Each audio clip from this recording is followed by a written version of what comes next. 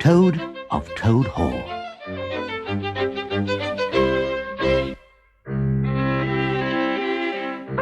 Toad awoke in the wood, feeling cold, hungry, and very lonely. But as he sighed and blew and stared before him, he saw some bright, small thing shine and twinkle and move towards him. As it approached, a face grew up gradually around it. A familiar face. It was Ratty. "Toad," said Rat when they arrived at his little riverside home, "go upstairs at once and take off that old cotton rag. Clean yourself thoroughly and put on some of my clothes and try and come down looking like a gentleman, if you can." By the time Toad came down again, lunch was on the table, and while the two animals ate, Toad told Rat all his adventures. Rat listened in silence, until at last he said, "Now, Toady, I don't want to give you more pain after all you've been through, but go on, Ratty, don't spare me. What is it?"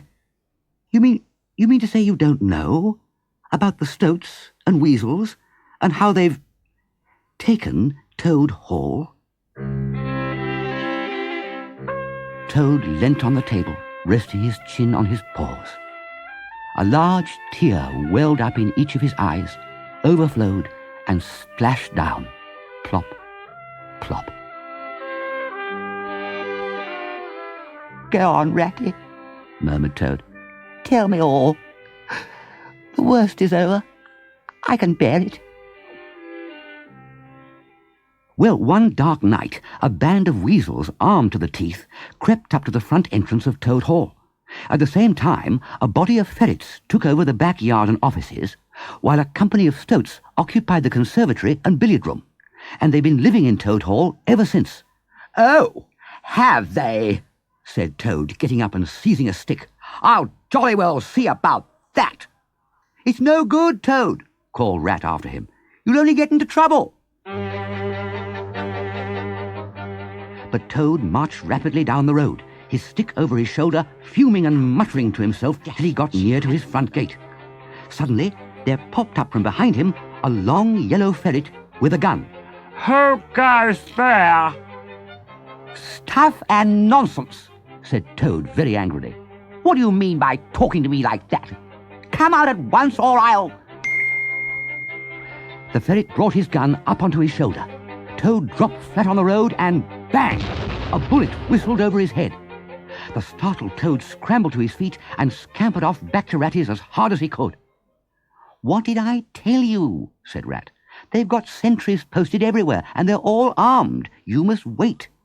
Just then there came a heavy knock at the door, and in walked Badger.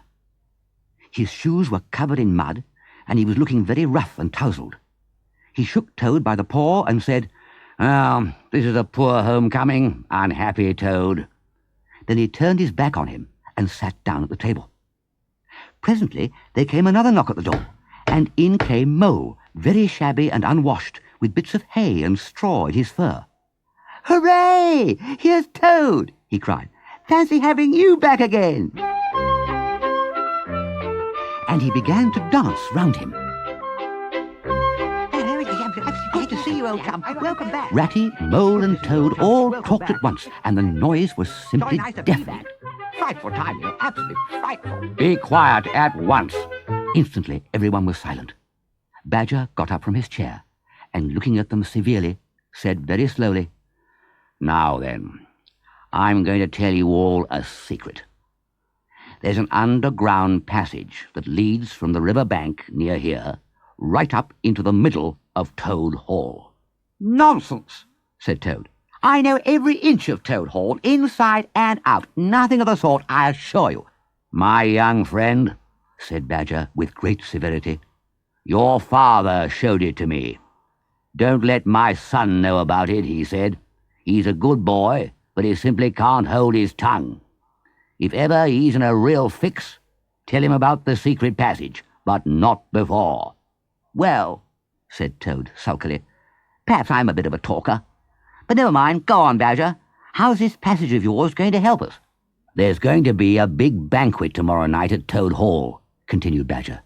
"It's the Chief Weasel's birthday, and all the weasels will be gathered together in the dining hall, eating and drinking and laughing and suspecting nothing. No guns, no swords, no sticks, no arms of any sort whatever." "But the sentries will be posted as usual," remarked Rat. "Exactly," said Badger, "and that's where the passage comes in.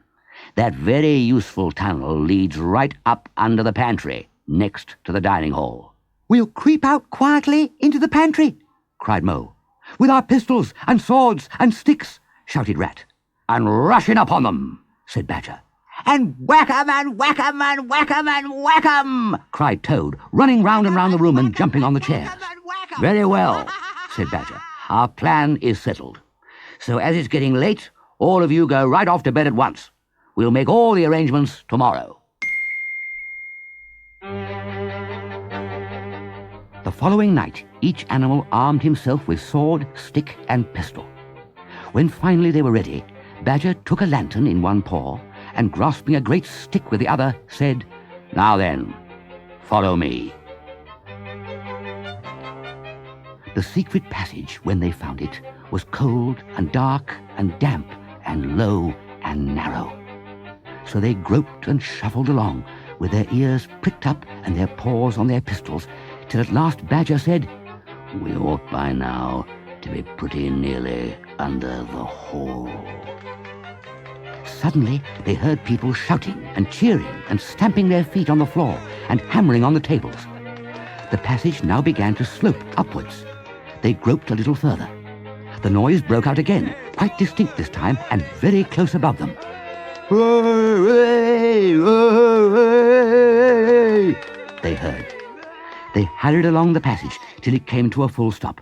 They were standing under the trap door that led up into the pantry. "Now then, boys," said Badger, and the four of them put their shoulders to the trap door and gave a great heave.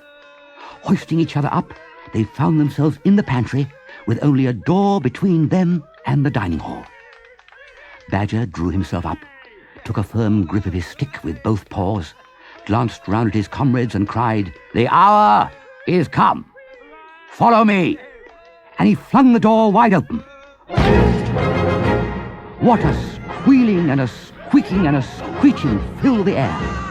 Well might the terrified weasels dive under the tables and spring madly up at the windows. Well might the ferrets rush wildly for the fireplace and get hopelessly jammed in the chimney. Well might tables and chairs be upset and glass and china be sent crashing to the floor in the panic of that terrible moment when the four heroes strode into the room. The mighty Badger, his whiskers bristling, waved his great cudgel through the air. Mole, black and grim, brandishing his stick and shouting his awful war cry, "A mole! A mole!" Rat, his belt bulging with weapons of every age and variety, strode into battle, and Toad, frenzied with excitement, swinging his stick above his head, went straight for the Chief Weasel and sent him flying across the table with one blow. Though they were but four in all, to the panic-stricken weasels the hall seemed full of monstrous animals, whooping and flourishing enormous cudgels. And they broke and fled with squeals of terror and dismay, this way and that, through the windows, up the chimney, anywhere to get out of reach of those terrible sticks. It was soon over. Up and down the whole length of the hall strode the four friends, whacking with their sticks at every head that showed itself. And in 5 minutes the room was cleared. On the floor lay some dozen or so of the enemy, on whom Mole was busily fitting handcuffs. Badger, resting from his labours, leant on his stick and wiped his brow. "I want some grub. Stir yourself, Toad, and look lively." Toad felt rather hurt that Badger did not tell him what a fine fellow he was, and how splendidly he had fought. But he bustled out, and so did Rat, and soon they found some jelly, some trifle, a cold chicken, a tongue, and quite a lot of lobster salad.